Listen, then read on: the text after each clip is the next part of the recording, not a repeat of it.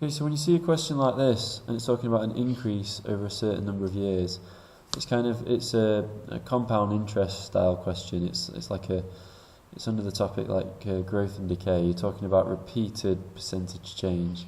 So at the beginning of 2015, the population of the city was 1,560,000.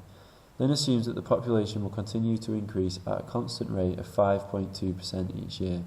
So that 5.2% means your multiplier, that would be an increase of 5%, so that's 5.2%. If you put 1.52, that'll increase it by 52%.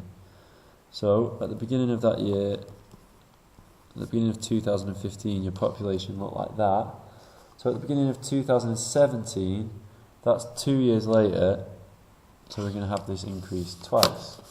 So we do 1560000. Make sure you get the right number of zeros in. Double check if it's your actual exam. 1 2 3 4 1 2 3 4. We're good. Then I'm going to times that by 1.052 squared. Okay, and the question says, give your answer correct to 3 significant figures. So I'm allowed to use 3 numbers. So I've got 1, 7. The next one's a 2, but I'm going to round it up just because the one after it is a 6. So 173, and then I have to fill in for my place value. I have to fill it in with the zeros. So let me get this right. So we need another 1, 2, 3, 4 zeros. So you've done it using 3 significant figures. Okay. Use Lynn's assumption to work out the year in which the population of the city will reach 2 million. So, if her assumption is correct, it's increasing by 5.2% every year. So we want to know how many years do we have to do so that it goes above 2 million. So I would go back to the calculation that we've already got. We know that 2 years isn't enough. So 2017, which was 2 years, wasn't enough. So 2018, which is 3 years later, not enough.